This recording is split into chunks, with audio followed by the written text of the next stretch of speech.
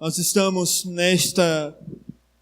neste momento, neste mês, e ainda começamos alguns domingos atrás, meditar no livro do profeta Malaquias, e hoje nós vamos caminhar mais um momento, mais uma porção deste texto, e que o Senhor dê graça, ilumine as nossas mentes e compreendamos assim a sua verdade, compreendemos assim aquilo que Ele tem a nos ensinar. Todos que encontraram, digam amém. Amém. E a palavra de Deus diz assim, Malaquias capítulo 3, o verso 1: Enviarei o meu mensageiro, que preparará o caminho diante de mim, e de repente o Senhor a quem buscais, o mensageiro da aliança, a quem desejais, virá ao seu templo. E ele vem, diz o Senhor dos exércitos. Mas quem suportará o dia da sua vinda? Quem permanecerá de pé quando ele aparecer? Pois ele será como um fogo do ourives e como um sabão do lavandeiro. Ele assentará como um refinador e purificador de prata. Purificará os levitas e os refinará como ouro e como a prata, até que levem ao Senhor ofertas com justiça. Então a oferta de Judá e de Jerusalém será agradável ao Senhor, como nos dias do passado, como nos primeiros anos. Irei a vós com juízo, sem demora testemunharei contra os feiticeiros, contra os adúlteros, contra os que juram falsamente, contra os que exploram o trabalhador em seu salário, a viúva e o órfão, e distorcem o direito do estrangeiro, e não me temem, diz o Senhor dos exércitos. Pois eu, o Senhor, não mudo. Por isso vós, ó filhos de Jacó, não sois destruídos. Oremos ao Senhor. A tua palavra foi lida, confiamos nela, e que o teu Espírito trabalhe nos nossos corações, e que entendamos a tua vontade, que é boa, que é perfeita, que é agradável para todos nós, para a tua igreja que está neste lugar. É assim que te pedimos, Senhor, no nome de Jesus. Amém e amém. No último domingo falamos que devemos cultuar ao Senhor, mesmo com a prosperidade dos ímpios e mesmo que o mal existe no mundo. E eu só quero linkar uns pontos ainda da última mensagem, que é a continuação desta perícope, que vai terminar no verso 6. E informamos aos irmãos e falamos aos irmãos que não importa que os ímpios estejam prosperando ou que o mal exista no mundo, nós devemos assim continuar cultuando ao Senhor, porque Ele tem preparado o dia do juízo final para julgar toda a maldade na face desta terra, e então assim irá banir de vez todos os ímpios, todo o mal que estamos vivendo neste tempo presente, como já os passados já se viveram. Mas hoje, diante desta mais uma porção que estamos deste texto, nós vemos que Deus está aqui cumprindo ou está apontando para a sua promessa por meio do profeta da vinda do Senhor Jesus Cristo. E nós devemos cultuar ao Senhor certamente e confiados que Deus cumpre todas as suas promessas. Deus cumpre todas as suas promessas porque Ele está no controle de todas as coisas. Porque por mais que pode parecer que os ímpios estejam prosperando, pode parecer que o mal está cada vez mais avançando em nosso mundo, em nossa sociedade, parece que as coisas estão fora do controle, mas uma coisa nós temos a certeza, que Deus cumpre todas as suas promessas. E o texto que nós estamos hoje, nós vamos ver que depois da vinda de Jesus e tudo se cumpriu, nós vamos ver que tudo que o profeta anunciou já foi cumprido e está a terminar assim com a segunda vinda de Cristo Jesus, e portanto precisamos descansar nesta verdade. E aqui eu também quero abrir o parênteses e dizer aos irmãos que não importa o que aconteça neste mundo, de uma coisa nós temos a certeza, que tudo que Deus prometeu por meio da sua palavra, mediante ao seu povo, que vai julgar o mal, que vai julgar os ímpios, que vem buscar a sua igreja, Ele vai cumprir. Não tenho por que desesperar, seja governo, seja rumores de guerra, rumores de tantas coisas que estão acontecendo em nosso mundo. Nós precisamos descansar nisso, na verdade que é soberana sobre nós, que é a palavra de Deus, e que tudo o que Ele prometeu, Ele está cumprindo, já cumpriu e cumprirá com a volta de Jesus Cristo para nos levar para o lugar de descanso, para onde estaremos com Ele para todo sempre. Eu me lembro da frase de um pastor que nós estamos estudando, 9 Marcas, o Mark Dever. Ele diz que o Deus da Bíblia faz promessas e as cumpre de modo soberano. O Deus da Bíblia faz promessas e as cumpre de modo soberano. Por isso, não se preocupe com o avanço da maldade ou com a prosperidade dos ímpios. A promessa que Deus fez, ela vai cumprir, que no dia que Ele vai julgar toda a maldade, no dia do juízo final, precisamos assim descansar e confiados nesta promessa. Mas o texto também que estamos é a segunda parte da resposta de Deus, da qual o povo, no verso 17 anterior, estavam dizendo que Deus era injusto, estavam questionando o atributo de Deus. E a primeira resposta, como trabalhamos no domingo passado com os irmãos, é que Deus estava aborrecido com as palavras que eles estavam falando. E agora nós estamos diante do capítulo 3, o verso 1 ao 6, aonde nós vemos a segunda parte da resposta, que é completamente diferente com aquilo que os israelitas, que o povo de Deus esperava. E o interessante é notarmos que toda vez que Deus responde por meio da sua palavra, vai totalmente diferente com aquilo que nós pensamos e achamos que é melhor. Nós temos sempre uma visão de que, não, eu acho que é melhor assim.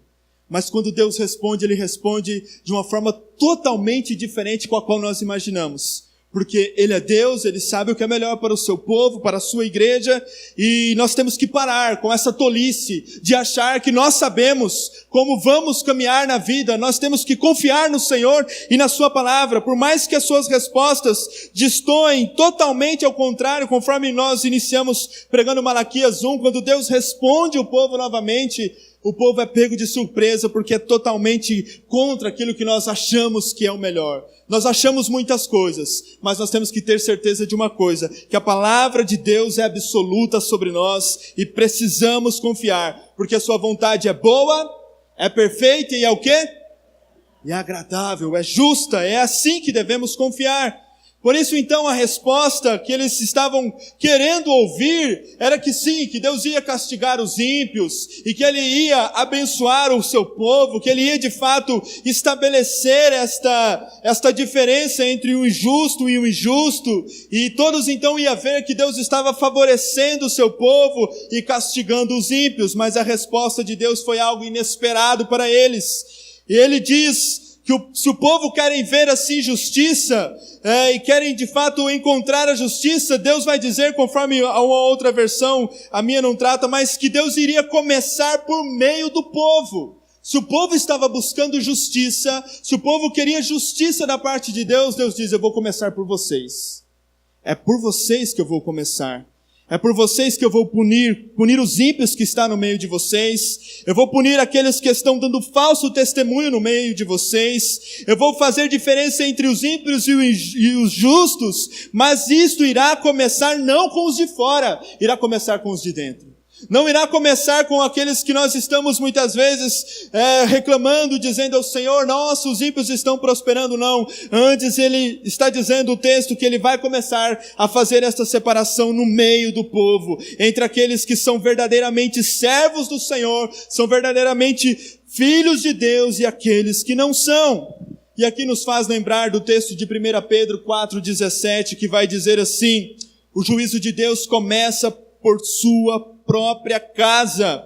O fato que fica claro quando nós estamos diante deste texto é que Deus começa o juízo sempre por meio da sua igreja, sempre por meio dos seus. É por aqui que Deus começa, separando o joio do trigo, aplicando a palavra que purifica, que disciplina. E por isso os israelitas não gostaram de ouvir esta resposta. Certamente nem nós também gostaríamos de ouvir. Nós queremos que Deus faça esta diferença, ou nós temos um senso de justiça totalmente equivocado, e Deus vem e fala, não, se vocês querem justiça, de fato eu vou começar a mostrar dentro de vocês quem de fato é os ímpios e quem de fato são os justos.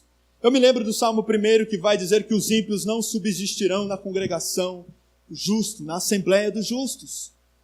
E uma das coisas também, irmãos, que nós devemos ter ciência, que por mais que nós pregamos a palavra, buscamos a santidade dentro do contexto da igreja local, Deus conhece quem são os seus e quem não são. Deus sabe quem são os verdadeiros cristãos e os que não são. Não tem essa de achar que vai se esconder, mas Deus conhece. E por isso, o que cabe a nós é continuar pregando a palavra, firmados na verdade, amando a verdade e seguindo a verdade.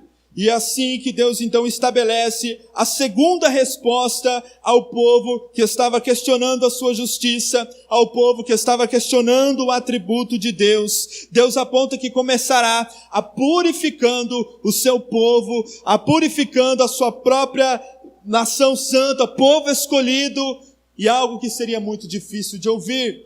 Quais são os atributos da igreja? Eu quero só lembrar, um dos atributos da igreja é que a igreja é santa.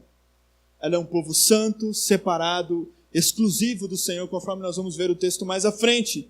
E por isso então Deus está dizendo, olha, vocês querem buscar justiça? Vocês querem de fato ver a minha justiça? Eu vou começar por meio de vocês. Mas o texto também está tratando da profecia. A profecia de Malaquias sobre o futuro, que começa exatamente aqui. E notamos que o grande trabalho de um profeta sempre foi, Deus levanta para exortar o povo, para chamar o povo ao arrependimento, e em algum momento ele apontava para o futuro. Nós estamos vivendo, eu também só quero aqui abrir o parênteses, muitos se dizem profetas querendo ter visões do futuro, mas nós cremos que isso já se cessou, mas era algo que não, até mesmo nos profetas maiores e menores, você via que era sempre eles exortando e chamando o povo ao arrependimento. Era algum momento, como no caso aqui, que Deus estava apontando algo para o futuro que ele faria e assim chamando o povo ao arrependimento. Lembremos então que a tarefa principal de um profeta não era prever o futuro, mas era antes homens chamados, levantados por Deus em determinado momento para chamar o povo ao arrependimento, para exortar, para voltarem aos caminhos do Senhor, e eventualmente Deus assim proclamava o que iria fazer no futuro em virtude da reação do povo. E eu quero dizer, irmãos, que tem muitos aí que estão com revelações e atrás de revelações do futuro, mas de fato, o profeta verdadeiramente bíblico, ele tinha um chamado, a exortação, a chamar ao arrependimento, a chamar a voltar-se aos caminhos do Senhor. Mas a profecia, no que aqui está destacando, diz o seguinte, e o texto que lemos que ele fará a distinção no meio do povo, daqueles que são do Senhor e aqueles que não são. E como ele vai fazer isso? Só quero dizer um pouco da profecia para entrarmos no texto. Em primeiro lugar, ele vai enviar um profeta para preparar um caminho. Em segundo lugar, conforme lemos o texto, ele vai vir pessoalmente ao encontro do povo, habitará no meio do povo, fará a distinção, e mesmo aqueles que tanto desejam entrar no santo templo, ele diz que vai purificar os levitas, os sacerdotes, para que assim ofereçam um culto verdadeiro ao Senhor, e ele vai se opor àqueles que desobedecem, àqueles que fazem o mal. E é isso que a profecia que Malaquias está aqui, capítulo 3, verso 1 ao 6, dizendo, a profecia da vinda de Jesus, a vinda de Jesus precedida por João Batista, e é o que o profeta anuncia em resposta ao questionamento do povo.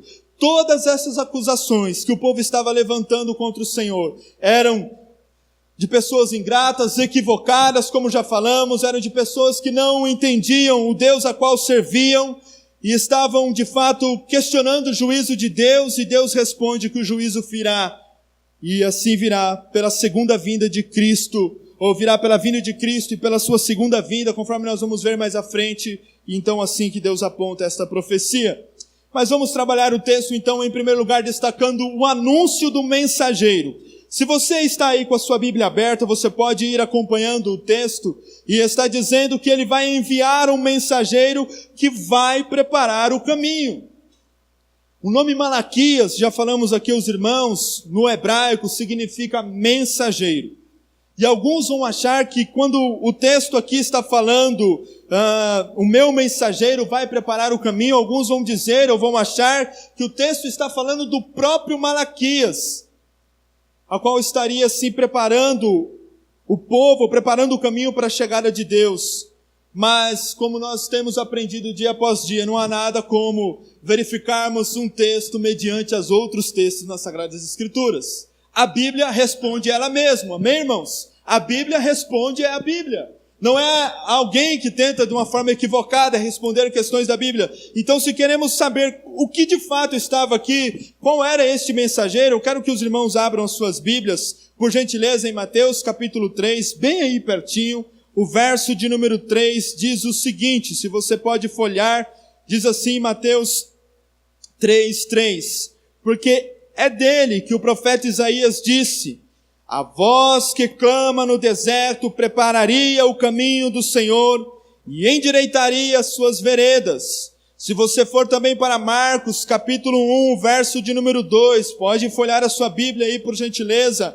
Marcos 1, verso de número 2, vai dizer assim: conforme está escrito no profeta Isaías, estou enviando à tua frente o meu mensageiro, que preparará o teu caminho. E ainda você vai também para Lucas, capítulo 3, o verso 4. Vamos mais um pouquinho. A Bíblia respondendo ela mesma. O verso 4 de Lucas, capítulo 3, vai dizer assim, como está escrito no livro das palavras do profeta Isaías: voz que clama no deserto, prepararia o caminho do Senhor e endireitaria suas veredas. A pregação de João Batista. Então todos os textos que nós estamos lendo aqui falam e são referências de fato a João Batista. Deus está dizendo que havia de mandar um mensageiro diante dele que habitaria no meio do povo, mas primeiro enviaria alguém que iria preparar o caminho. E esse era um procedimento que acontecia naquela época quando um rei, quando alguém se dirigia muito importante a uma cidade, ele enviava um mensageiro à sua frente, esse emissário com a sua delegação, cheio de todas as questões administrativas, iam para resolver as dificuldades no caminho, e assim que o rei chegasse e pudesse encontrar tudo da forma mais tranquila, ou tudo bem encaminhado de uma forma burocrática ou diplomática, era assim que acontecia. E Deus aqui está dizendo que enviaria alguém que ia preparar o caminho para a vinda de Cristo Jesus. Deus já cumpriu a sua promessa, amém, irmãos? João Batista já anunciou, e o emissário que Deus enviou à chegada de Cristo, antes da chegada de Cristo, foi João Batista, e esta promessa levou a cerca de 400 anos para se cumprir. Como Malaquias é o último livro do Antigo Testamento, e 400 anos depois desses eventos, deste momento que Deus se cala, e Deus estava preparando a história para que o seu filho assim viesse, chegasse ao mundo, João Batista então é aquele que aparece dizendo, conforme Mateus: arrependei-vos, porque o reino dos céus chegou, ou seja, o Rei do céu Todo-Poderoso está vindo, e então ele estava preparando o caminho. E como ele deveria preparar este caminho? Conforme nós vemos também a palavra do Senhor dizendo: arrependendo dos seus pecados. E Isaías 40, o verso 3, vamos abrir a Bíblia e ler lá, Isaías 40, o verso 3, vai dizer também como deve se preparar. Isaías 40, verso 3, diz assim: vós que clama, preparai o caminho do Senhor no deserto, e direitai ali uma estrada para o nosso Deus. João Batista veio como precursor do ministério e foi aquele a qual preparou o caminho, os montes, endireitou os caminhos, ampliou os caminhos escabrosos para a chegada do Filho de Deus, Jesus Cristo. Então nós vemos Deus cumprindo a promessa, o aviso sobre a chegada do mensageiro. Então nós vemos que Deus primeiro prometeu em Malaquias, capítulo 3, o verso 1, então Deus cumpriu aquilo que ele havia prometido, e João Batista veio, João Batista cumpriu, e Jesus, conforme nós já estamos aqui hoje no tempo da graça, já veio. Eu só quero informar aos irmãos que o Deus da Bíblia faz promessa e as cumpre. E aqui nós estamos diante de um texto que Deus prometeu enviar João Batista mediante a Isaías, e os evangelhos confirmaram isso, e isso tudo aconteceu. Agora nós vamos para o segundo momento, que nós vemos a chegada do mensageiro. A segunda parte da profecia e do texto, se você pode voltar para Malaquias capítulo 3, está tratando de fato da chegada. Temos agora a segunda parte da profecia. Na primeira parte Deus disse: eu vou mandar um mensageiro. E na segunda ele vai dizer que ele mesmo vai chegar. Deus diz que ele virá como mensageiro da aliança no devido tempo, repentinamente, de maneira inesperada. Ele virá repentinamente. Quando ele veio da primeira vez na vinda de Herodes, Herodes não esperava, e nem toda a Judéia também esperava, e ficou assim conturbada. Quando ele vier a segunda vez, a sua palavra diz, quando Cristo voltar a segunda vez, virá como um ladrão, será como um piscar de olhos. E é assim que o texto está dizendo, vai pegar de surpresa. A sua vinda será como nos dias de Noé, que muitos vão estar assim, cuidando dos seus afazeres, cuidando dos seus interesses, e não vão perceber que quando Jesus vai voltar pela segunda vez e buscar a sua igreja. Falar que Jesus vai voltar em nosso tempo é tanto quanto até cômico, né? As pessoas duvidam, zombam da nossa fé, mas a Bíblia, o Deus da Bíblia prometeu, e Jesus vai voltar, amém, irmãos? Nós cremos nisso, descansemos nesta verdade. Então ele virá repentinamente, e quando ele chegar, o que ele fará? Ele assentará como ourives, conforme o texto está dizendo. E esta é uma profissão muito antiga, ou até alguém aqui pode a conhecer. O que o ourives faz? Ele pega um bloco de ouro que acabou de vir ali do garimpo, e bem bruto, e conforme foi extraído do garimpo, acende um fogo, e assim coloca este ouro para purificar, para refinar, separando o ouro das impurezas. Ao chegar a um determinado grau de aquecimento, que o metal, ele se derrete ali, e todas as impurezas, o ouro se derrete, todas as impurezas estão assim se soltando e vão se saindo, e a palavra está dizendo que Jesus virá como ourives, no sentido que irá fazer esta separação, essa distinção entre o seu povo e entre os ímpios. Aqui cabe também nós afirmarmos uma questão, que muitas vezes, irmãos, nós achamos que não há uma diferença. Nós achamos que não há uma diferença entre o ímpio e o justo, entre o que serve a Deus e o que não serve. E nós tomamos certas palavras que estão nas Sagradas Escrituras, que foi prometida somente para aqueles que estão em Jesus Cristo, apontando para os ímpios, e são totalmente equivocados. Quando nós fazemos isso, estamos totalmente equivocados. Então, momento que Jesus está dizendo aqui, por meio que Jesus vai aparecer, conforme o texto está dizendo, ele será como ourives. E ainda, portanto, a profecia está dizendo que quando chegar, fará com os sacerdotes o mesmo trabalho de ourives, ou seja, vai levá-los à purificação, levá-los ao fogo, a fim de que o culto seja agradável para aqueles que se voltem assim a fazer e trazer ofertas justas e aceitáveis ao Senhor. Lembra-se que a queixa de Deus, no texto de Malaquias, ao qual nós estamos meditando, era que eles não estavam cumprindo com as funções que eram estabelecidas acerca do culto. Estavam trazendo animais defeituosos, estavam trazendo ofertas indignas, e assim Deus estava irado contra esta postura, e porém Deus diz que quando chegar a vinda do Senhor, Ele irá separar, irá purificar, e vai começar fazendo por meio dos pastores, por meio do seu povo, purificando, assim como o texto vai dizer, como um lavadeiro com um sabão estará lavando e purificando a sua igreja, e assim devemos descansar. Eu acho também questão importante destacar aos irmãos que, ai dos pastores, esses vão pagar mais ainda. Porque o texto está dizendo que vai começar pelo sacerdote, pelos líderes. E Deus irá fazer o juízo por meio, e começará por meio deles. Deus então irá tirar as manchas do meio do seu povo, purificando, para que pudesse assim voltar a oferecer um culto que seja agradável, um culto que seja aceitável diante do Senhor. Mas quando essa profecia se cumpriu? Quando tudo isso se cumpriu?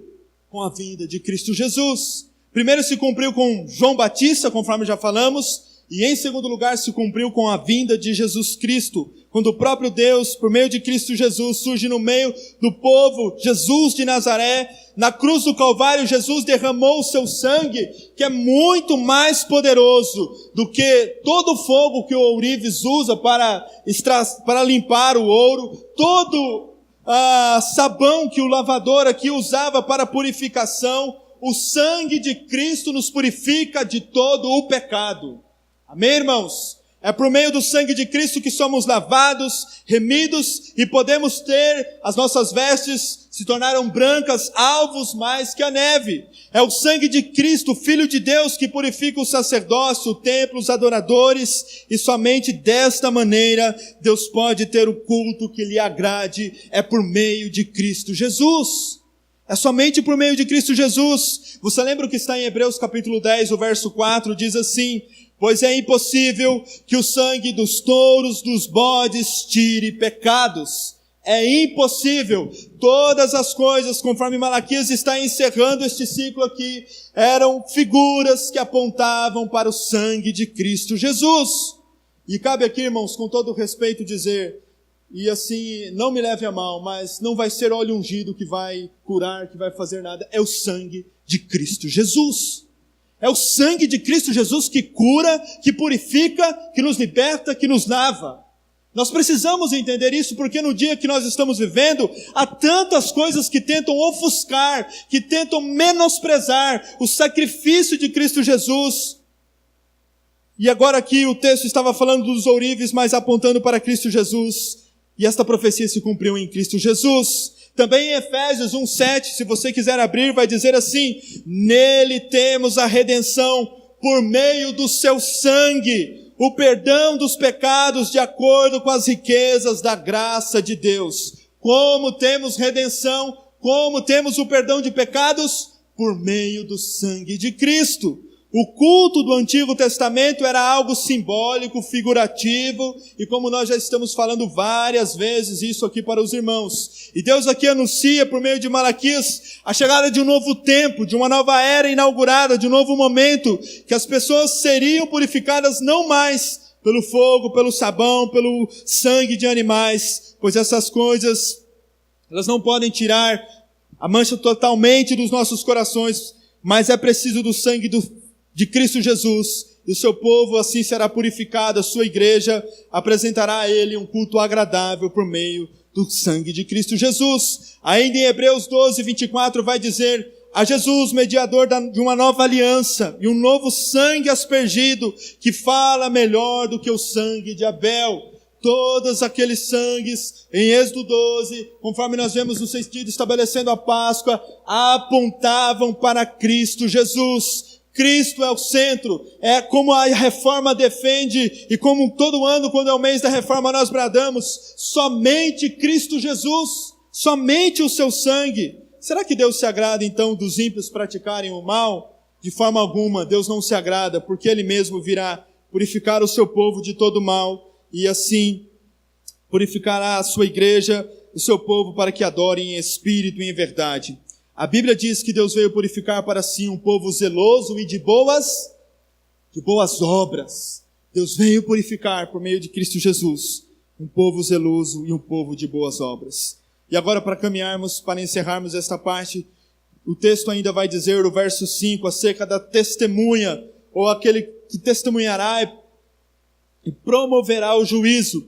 Quando Deus diz que Ele vai vir, não vai vir apenas para purificar o seu povo, para que Ele renda um culto verdadeiro, mas que assim será testemunha veloz, será testemunha que há de condenar os ímpios que estão no meio do seu povo, como já falamos. Deus chega para o juízo e começa pela sua casa, por sua igreja. Deus chega e se apresenta como testemunha veloz, e não em favor dos ímpios, mas contra aqueles que praticam o mal, porque Deus prova a acusação contra ele que estava sendo infundida aqui neste lugar. Mas quem são esses? Esses ímpios? Esses que muitas vezes estão no meio da congregação dos justos, são os que praticam feitiçaria, conforme o texto está aí, os adúlteros, os mentirosos, os que juram falsamente, os que desfrutam do salário do trabalhador, os desonestos. Esses assim serão julgados e assim receberão o juízo do Senhor.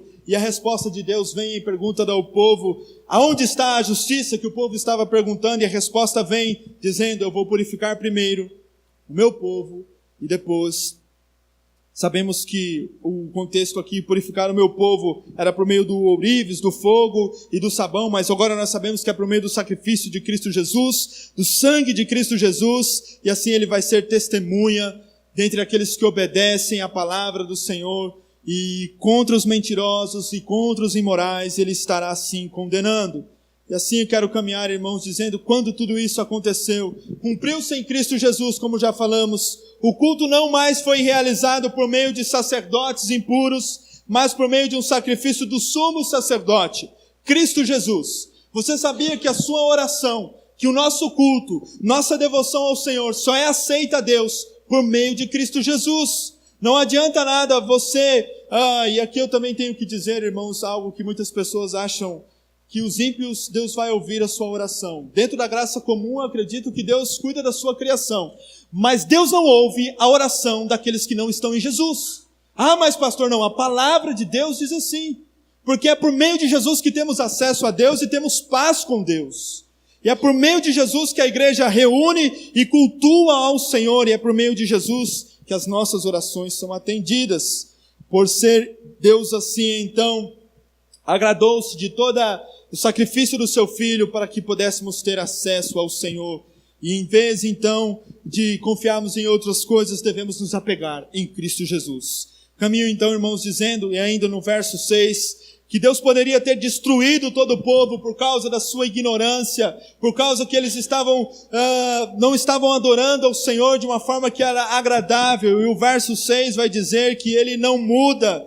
Deus não muda o seu propósito. E qual é o seu propósito? Separou um povo para si, escolheu e predestinou antes mesmo da fundação de todas as coisas, um povo para si. Por isso Ele não destruiu. Quando o homem desobedece no jardim do Éden, ali nós já vemos em Gênesis 3,15, apontando a mensagem do Evangelho, a mensagem de redenção, e por isso então, conforme o texto está aí, o verso 6, pois eu, o Senhor, não mudo, por isso vós, filhos de Jacó, não sois destruídos. João 1,12 vai dizer, mas a todos quantos receberam, deu-lhes o poder de serem feitos filhos de Deus, e aos que crerem em seu nome. Deus não destrói os seus, aqueles a qual por meio de Cristo Ele elegeu, e podemos assim descansar. A confiança é nesta promessa, que Deus é imutável, que por mais que Deus venha a disciplina, Ele não destruiu. Ele estava dizendo aqui para o povo, olha, eu poderia aniquilar vocês, mas enviarei Cristo Jesus, para que assim haja restauração e que tudo seja restabelecido. A confiança que temos então no acesso a Deus está não nos nossos méritos, mas nos méritos de Cristo. Nós só somos filhos de Deus por causa de Cristo Jesus. Só é filho de Deus aquele que tem o Filho, amém?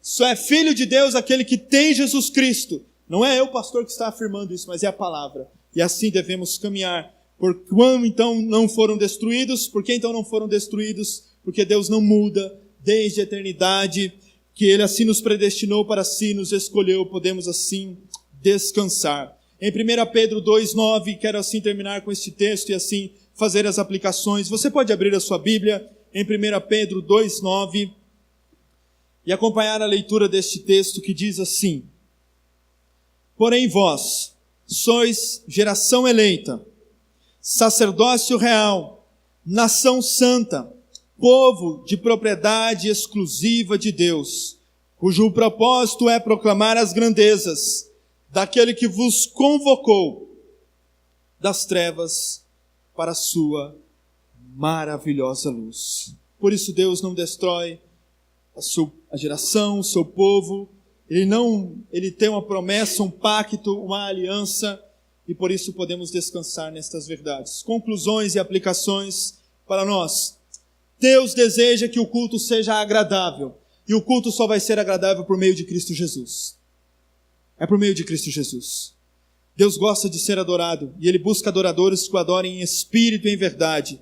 Não adoradores que confiam em si mesmo, na sua força, como cantamos. A nossa força, ela não faz absolutamente nada. Ela não faz nada. A nossa força não faz nada. O culto não é uma coisa de pouca importância ou algo secundário, mas é algo que está no próprio coração de Deus, e Deus assim estabeleceu, e nós devemos trilhar este caminho. Aprendemos também que a única maneira a qual nós podemos prestar um culto que agrada ao Senhor é sendo purificados pelo sangue de Cristo Jesus. Cristo é o ourives ou o lavadeiro, com o seu sangue purifica dos nossos pecados e Ele transforma os nossos corações para que possamos prestar a Deus um culto agradável. Bem-aventurados puros de coração, Mateus 5:8, porque eles verão a Deus. Sem santidade ninguém verá o Senhor. E é por meio de Cristo que nós buscamos a santificação, confiados nos méritos de Cristo. E aprendemos também que por isso que Deus não aceita um culto de qualquer forma. Deus não aceita o culto daquele que não é regenerado. Sejamos sinceros em dizer isso aos irmãos. Você que está aqui visitando e ainda não conheceu a Cristo Jesus, você é muito bem-vindo para ouvir a palavra. Mas o culto verdadeiro aceitável ao Senhor é aqueles que foram alcançados pelo Evangelho, que têm o seu coração transformado e regenerado. Amém, irmãos? É uma verdade que nós muitas vezes nos esquecemos e precisamos ser sinceros e dizer uns aos outros. E mais um ponto também quero destacar, que um dos pontos que já foi mencionado, que a Reforma defendeu é somente Cristo, enfatizando que somente Jesus pode assim possibilitar um culto verdadeiro. As pessoas acham que podem assim se achegar a Deus pelos seus méritos, mas estão totalmente enganadas. Não é pelos nossos méritos. Devemos então cultuar a Deus, o mesmo Deus, com espírito e em verdade, com coração quebrantado, para que assim o seu nome seja glorificado. Devemos aguardar que um dia Ele voltará para nos buscar por meio de Cristo Jesus e nos levará para estar com Ele para todo sempre. Um dia que finalmente estaremos com Ele, juntamente com Ele na glória, e um grande culto eterno estaremos ali com Ele, serviremos ao Senhor com alegria, livres do pecado, por mais que o pecado habite em nós, mas hoje ele não tem domínio em nós. E como já mencionamos aos irmãos a frase de Martinho Lutero, achamos que o velho homem havia morrido na água do batismo, mas ele sabia nadar. E todos os dias nós lutamos contra o nosso velho homem, contra as nossas tentações, e assim buscamos a palavra de Cristo, por meio de Cristo, a santificação, e que o nome do Senhor seja assim exaltado e glorificado. Termino, irmãos, dizendo que como estão as nossas vidas hoje? Estão manchadas pelo pecado? O pecado ainda continua a dificultar a nossa comunhão com Deus, o nosso relacionamento com o Senhor? Como estão as nossas vidas? Se você pode abrir o último texto que quero ler com os irmãos, 1 João, capítulo 1, o verso 8 e o verso 9. 1 João, capítulo 1, versículo 8 e o verso 9. Enquanto os irmãos encontram,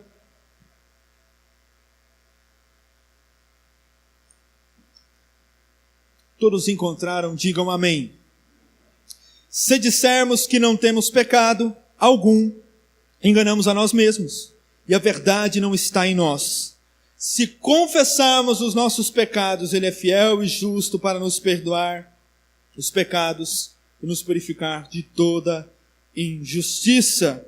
Se dissermos que não temos pecado, ainda o verso 10, não temos cometido pecado, nos tornamos mentirosos e a sua palavra não está em nós. Só existe um caminho, a confissão, o arrependimento. Só existe um caminho, Jesus Cristo. E assim podemos e nos preparamos para o glorioso dia em que Deus virá, por meio de Cristo Jesus, nos buscar e estaremos com Ele para todos sempre remidos. Toda a promessa que Deus faz por meio da sua palavra, Ele cumpre. E a vinda de João Batista, o que prepararia o caminho, veio. Jesus Cristo já veio, o seu sangue foi vertido e assim podemos descansar. Amém? Hoje temos o livre acesso ao Senhor por meio de Jesus Cristo. Termino dizendo, novamente, que Deus é o Senhor da história e tudo o que Ele prometeu por meio da sua palavra, Ele cumprirá. Oremos ao Senhor. Curve a sua cabeça e vamos orar. Bendito Deus e Pai, te glorificamos, te exaltamos, porque Tu és um Deus que promete, que por meio da sua palavra faz promessas, e essas promessas, ó Pai, se cumpriram, estão a cumprir, ó Deus, e assim chegará o dia que Cristo Jesus virá buscar a sua igreja. Estamos aguardando ansiosamente, e dizemos, Maranata, a hora vem, Senhor Jesus. Mas hoje, ainda aqui neste mundo caído, neste mundo onde a maldade, os ímpios estão prosperando, confiados não em nossos méritos, nos méritos de Cristo, confiados em Cristo Jesus, buscamos uma vida de santidade, uma vida de retidão, e cultuamos ao Senhor assim de uma forma, buscamos cultuar ao Senhor de uma forma que lhe seja agradável, que lhe seja assim, ó Deus querido, aceitável conforme está a sua palavra. É por meio de Cristo que nós estamos aqui reunidos, e assim te buscamos e te entronizamos, que tudo que o Senhor prometeu, o Senhor irá cumprir. E assim, por meio de Cristo, conforme o texto que ouvimos e lemos esta noite, seremos purificados, seremos assim, ó Deus querido, transformados dia após dia, em um novo caminhar, em um novo estilo de vida, e um estilo de vida que glorifica o Senhor, um estilo de vida que é aceitável ao Senhor, não por nossas forças, mas pelos méritos de Cristo, por aquilo que Cristo fez em nossas vidas, em nossos corações. A resposta para o questionamento do teu povo aqui neste contexto de Malaquias foi essa, que o Senhor não estava contente com as palavras que eles estavam falando, e que o Senhor enviaria Cristo Jesus, aquele a qual purificaria, começaria por meio da tua igreja. E há muitas vezes, Senhor, há tantas pessoas, ó Deus, que acham que vão enganar uns aos outros, enganar ao Senhor, mas o Senhor conhece os corações. O Senhor irá julgar, o Senhor irá, ó Deus querido, Senhor, por meio da tua palavra, purificar a sua igreja e o teu nome será exaltado e glorificado. Confiamos, pois, então no Senhor e na sua palavra, confiamos nos méritos de Cristo Jesus, no sangue de Cristo Jesus, que limpa todo o pecado, que nos traz a verdadeira vida e a vida com abundância. É assim que oramos nos méritos de Cristo, em nome de Jesus. Amém e amém.